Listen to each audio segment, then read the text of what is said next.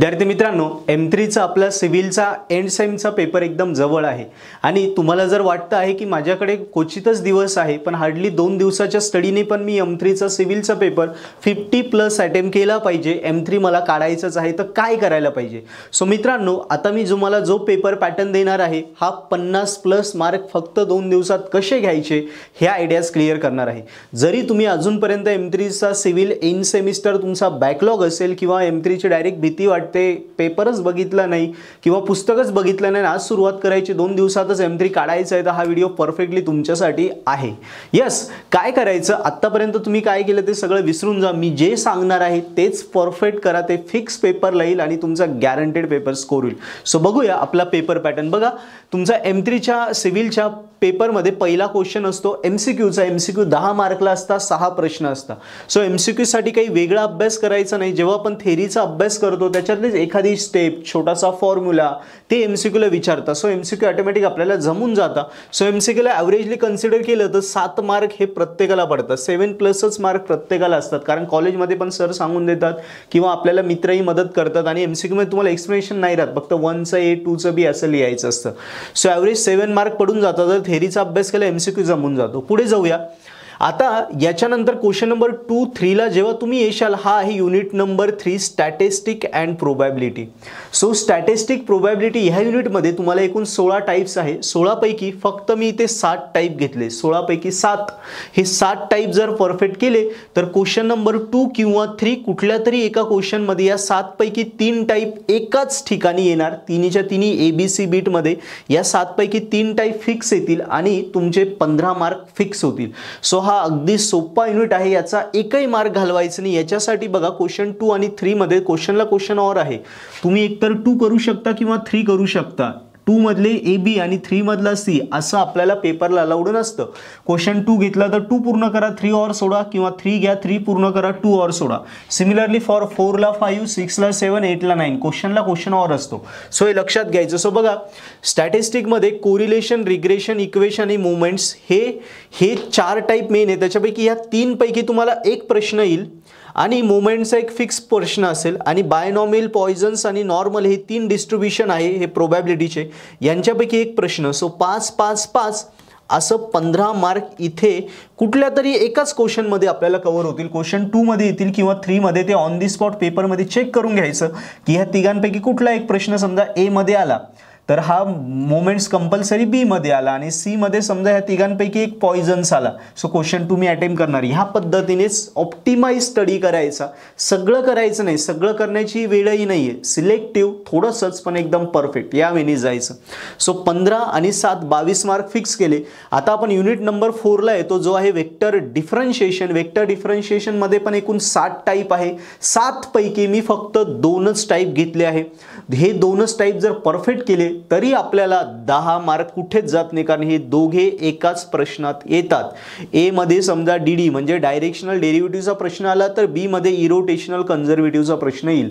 या पद्धतीने से on the spot paper मध्ये चेक करून घ्यायचं डायरेक्शन, डेरिव्हेटिव्ह किंवा इरोटेशनलचे प्रश्न कुठे सोबत आलेले आहेत। आता DD मध्ये एकूण 6 केस आहे, 6 पैकी एक केस विचारता। सो 6 केस म्हणजे खूप जास्त नाही, कारण पहिली केस समजली की बाकी 5 केसेस लगेच समजतात, त्या सेम टू सेम आहेत। सो DDच्या 6 केसेस करा, त्यांच्यापैकी एक फिक्स येणार आणि इरोटेशनल फिक्स असेल। सो ऑब्वियसली हे 5 आणि 5 10 मार्क, हे 22 आणि 10 32 मार्क आपले कव्हर अप होता। एवढंच परफेक्ट केलं, इथून एवढंच तरी आपला M3 पासिंग होते, 28 ला पासिंग आहे। एवढं इतकं परफेक्ट करा, हे सगळ्यात सोपं आहे जिथे आपली पासिंग कन्फर्म होऊन जाते। येऊया पुढे।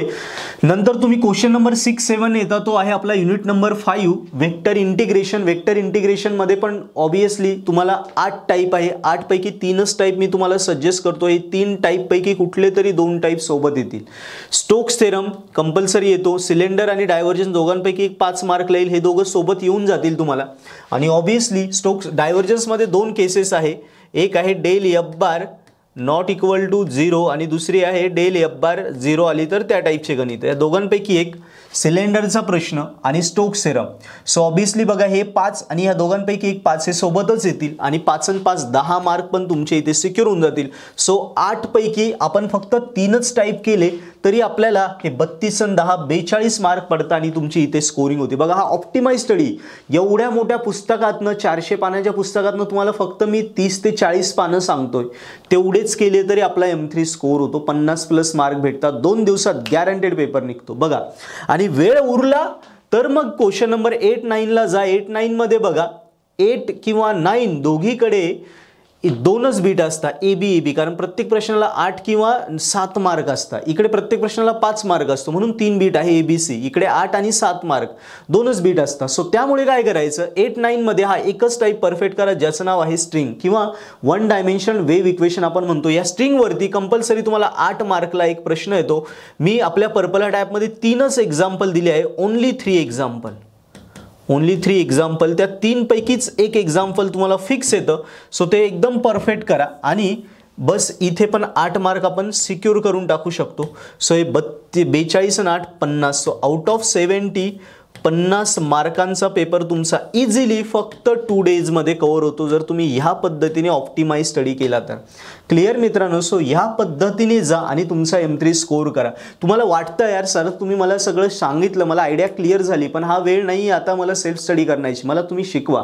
तुम्हाला इच्छा असेल खरोखर तुम्हाला M3 स्कोर करायचं नाही एकदम सोप्या पद्धतीने, कारण सेल्फ स्टडीला आता वेळ नाही आहे, मी तुमच्याकडून करून घ्यावं, तर तुम्ही मी ज्यात M3 शिकवलं आहे असं आपलं पर्पल हार्ट ॲप्लिकेशन आहे जे प्ले स्टोअरवरती अवेलेबल आहे किंवा आपल्या लिंक डिस्क्रिप्शनमध्ये आहे, त्यावरनंही तुम्ही डाउनलोड करू शकता. पर्पल हार्ट ॲप्लिकेशनमध्ये तुम्ही गेले की त्यात M3चा आपला सिव्हिलचा कोर्स आहे तो सबस्क्राईब करा. ते एकदम ऑफर्डेबल प्राईसमध्ये आहे. सो तो कोर्स सबस्क्राईब केला की तुम्हाला ही त्या कोर्समध्ये नंबर ऑफ व्हिडिओ लेक्चर भेटतील. त्याच्यातून हे जेवढे पॉईंट्स मी सांगितले एवढ्याच पॉईंट्सचे तुम्ही व्हिडिओ लेक्चर बघा आणि एकदा व्हिडिओ लेक्चरमधून हे तुम्हाला पूर्ण क्लिअर होऊन जाईल. तुम्हाला कॉन्फिडन्स येऊन जाईल. अरे 2 दिवसापूर्वी मला काहीच येत नव्हतं, आता मला कॉन्फिडन्स आला, मी 50 मार्काचा M3चा पेपर सॉल्व्ह करून देऊ शकतो. सो व्हिडिओ लेक्चरच्या सोबत मागच्या प्रिव्हियस इयर्सच्या आलेल्या 4 क्वेश्चन पेपर मी सॉल्व्ह करून दिलेले आहे. सो प्रत्येक क्वेश्चन पेपरमध्ये तुम्हाला सेम 50 मार्काचा पेपर अटेम्प्ट होईल. एकदा पूर्ण अभ्यास झाला की त्या 4 प्रश्नपत्रिका पहिल्यांदा बघून सोडवा, नंतर 2.5 तास टाइम लावून 50 मार्काचे पेपर तुम्ही 70 मार्काचा पेपर आहे पण 50 मार्काचाच आपल्याला सोडवायचा आहे. तो 2.5 तास टाइम लावून 4ही पेपर नंतर न बघता सोडवा. यावेळी गेले आणि मी शिकवलं आहे, सो मी शिकवेल तर तुम्हाला लगेच समजत जाईल. सेम टेल वेळ लागेल. सो ह्यावेळी जा. M3 हा तुमचा सिव्हिलचा बॅकलॉग असेल किंवा रेग्युलर असेल, हा तुमचा आयुष्यातला शेवटचा M3 असेल एवढी मी 100% गॅरंटी देईल मित्रांनो. सो नक्कीच तुम्हाला व्हिडिओ आवडला असेल, आपल्या मित्रांनाही शेअर करा, आपलं चॅनल सबस्क्राईब करा आणि पर्पल हार्ट ॲप्लिकेशन डाउनलोड करा. M3 स्कोर करा. M3च्या कोर्स सोबत तुम्हाला डबल आम्ही ट्रिपल बेनिफिट देतोय की M3चा कोर्स जेव्हा सबस्क्राईब करता तेव्हा तुम्हाला जो मॉसचा पेपर आहे मेकॅनिक्स ऑफ स्ट्रक्चर, मॉसचे IMP न्यूमरिकल आणि नोट्स जे 25 ते 30 मार्कला येतात ते अगदी तुम्हाला फ्री भेटणार आहे. सो M3चा जेव्हा कोर्स फ्री आपण सबस्क्राईब करतो तेव्हा मॉसचं तुम्हाला IMP न्यूमरिकल आणि नोट्स एकदम फ्री आहे. सो लगेच ही आपला कोर्स सबस्क्राईब करा. तसंच फ्लुइड मेकॅनिक्स म्हणजे FM फ्लुइड मेकॅनिक्सचा सुद्धा कोर्स आपल्या पर्पल हार्ट ॲपवर अवेलेबल आहे. तोही तुमचा एक इम्पॉर्टंट सब्जेक्ट आहे, त्याचाही कोर्स सबस्क्राईब करा आणि तो FM सुद्धा गॅरंटेड तुमचा स्कोर होईल. So download purple heart app आणि स्कोर युअर एंड्स.